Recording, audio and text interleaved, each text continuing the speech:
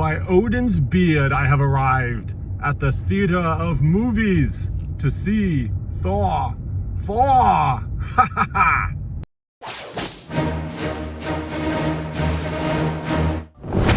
So I hope you enjoyed my impression of Thor. I was so amped to see Thor Love and Thunder that just came out of me as I was approaching the theater.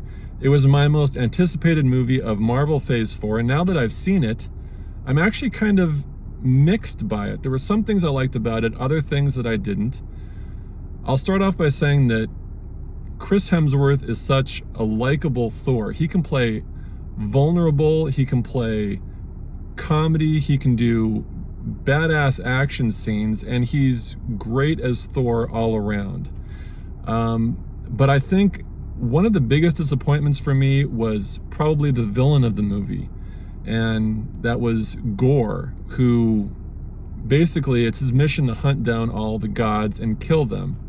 And I can't help but compare his character to the version that I read in the comic books. Christian Bale's performance as Gorr was fine. I didn't really have a problem with it, but his appearance I felt could have been a lot more sinister and terrifying. I thought he just looked too human in the movie, as opposed to his comic book appearance where Gorr, he looks more like an alien. He's got like these tentacles coming out of the sides of his head, and he doesn't look like he has much of a nose at all. He's got this dark cloak that he's wearing. He doesn't look human.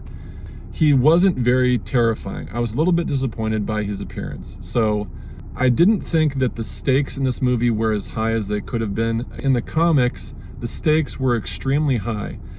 In Thor Love and Thunder, the movie is basically played as a comedy from beginning to end. When the movie tries to be serious, especially towards the second half of the movie, the humor just sort of undercuts it.